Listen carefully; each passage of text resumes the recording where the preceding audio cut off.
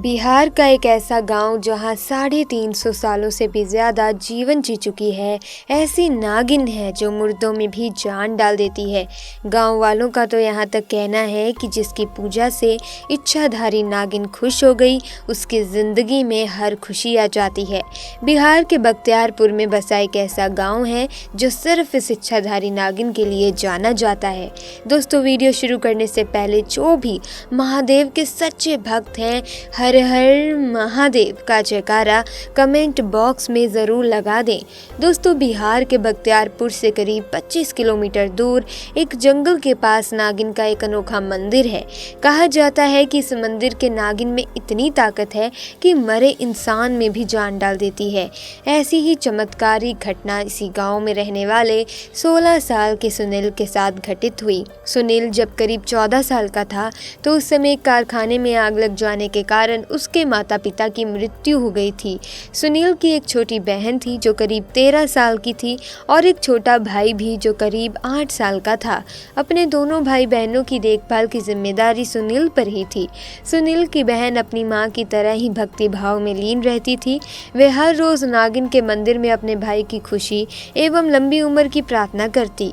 कम उम्र में ही सुनील एक सेठ के यहाँ कोयला खदान में कार्य में लग गया। दरअसल उस सेठ का एक मुंशी था जिसकी निगरानी में ही सुनील और अन्य मजदूर काम करते थे, परंतु वो मुंशी बहुत लालची किस्म का था। सेठ की नज़रों से बच बचाकर कुछ कोयले की बोरियां वो खुद ही बेच दिया करता था और उस पैसों को अपनी जेब में रख लिया करता था। एक दिन सेठ ने जब खाते पर नजर डाली, उसे कुछ गड़बड़ नजर आई और उसने कहा कि कुछ बोरियों की चोरी हो रही है। अगर तुमने पता नहीं लगाया कि गड़बड़ कहाँ है तो मुझसे बुरा कोई नहीं होगा। मुंशी डर गया। फिर उसने सोचा कि क्यों ना मैं सेठ को गुमराह कर दूं और चोरी का इल्जाम किसी अन्य मजदूर पर लगा दूं तो शायद मैं बच जाऊंगा। अगले दिन उसने अपने 2 खास आदमियों से कहकर रातों रात कुछ कोयले की बोरियों को मोहन नाम के मजदूर के वहां रखवा दिया और अगले दिन सेठ को कह दिया कि हमने चोर पकड़ लिया है। मोहन एक गरीब मजदूर था और सुनील का अच्छा मित्र भी था। सुनील के सामने सेठ ने उसे बहुत मारा और नौकरी से निकलवा दिया। सुनील जानता था कि उसका दोस्त निर्दोष है, परंतु उस समय वे कुछ नहीं कर सकता था। एक दिन सुनील जब काम कर रहा था तो उसने देखा कि जो कोयले की बोरियां ट्रक में जानी चाहिए थी सेठ के स्टोर के लिए, उनमें से 4 बोरियां अलग से रखी गई थी, वे भी ऐसे कि किसी की नजर में ना आए। जब सुनील मुंशी के पास गया ये बताने तो मुंशी ने उसे डांट दिया और कहा कि तुम अपना काम करो, वे सब हम रखवा देंगे।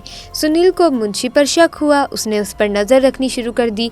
तभी उसने देखा कि मुंशी ने एक छोटी गाड़ी में उन 4 बोरियों को रखवाया और उस गाड़ी से एक आदमी ने उसे कुछ रुपए दिए हैं। तो ये देखकर सुनील समझ गया कि जो चोरी कर रहा है वो मुंशी है और आरोप उसके दोस्त पर मोहन पर लगवाया था। ये बात सुनील ने खुद चुपचाप जाकर सेठ को बताई और ये सुनने के बाद सेठ ने अपने खास आदमी को अगले दिन ही मजदूर के रूप में वहां भेजा तो मुंशी का सारा भांडा फूट गया और वे पकड़ा गया। सेठ ने मुंशी से कहा, अगर आज सुनील ना होता तो तुम इसी तरह मुझे लूटते चले जाते, और उसे पिटवाया और नौकरी से निकलवा दिया। इस तरह सुनील ने मोहन का बदला तो ले लिया था, परंतु इधर मुंशी ने अब सुनील से बदला लेने की ठान ली थी। एक दिन सुनील जब काम करके देर शाम अपने घर लौट रहा था तो मुंशी ने 2 आदमियों के साथ मिलकर सुनील को इतना पीटा कि जब तक उसके प्राण न निकल गए। अगली सुबह कुछ आदमियों ने सुनील को जंगल के पास मरा देखा तो तुरंत उसकी छोटी बहन को ये खबर दी। अपने भाई की ऐसी हालत देखी तो सुनील की बहन की आंखों में से आंसू रुकने का नाम नहीं ले रहे थे। पहले माँ बाप उससे छीन लिए गए, अब उसका बड़ा भाई भी।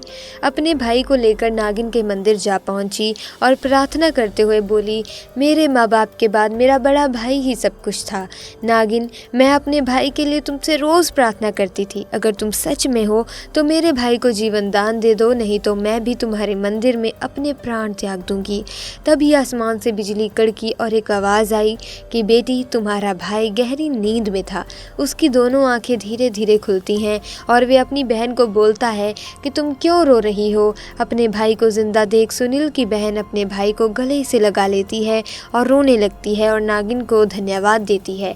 उधर जब मुंशी किसी काम से बाहर जा रहा था तो रास्ते में उसे एक बड़ा सा सांप डस लेता है और उसकी मौत हो जाती है। दोस्तों कहते हैं कि सुनील के साथ घटित ये घटना न केवल बख्तियार के गांव में बल्कि आसपास के गांव में भी फैल गई। इसके बाद लोगों के बीच नागिन के मंदिर के लिए भावना मजबूत हो गई। आज भी दूर दूर से लोग नागिन के दर्शन करने के लिए उस मंदिर में आते हैं। तो दोस्तों कैसी लगी आपको ये सच्ची घटना? अगर आपको ऐसी ही वीडियोस देखना पसंद है तो हमारे चैनल को सब्सक्राइब करके बेल आइकन को प्रेस कर दीजिए ताकि वीडियोस की अपडेट आपको मिलती रहे। वीडियो को लाइक कीजिए, शेयर कीजिए। आपका बहुत बहुत धन्यवाद।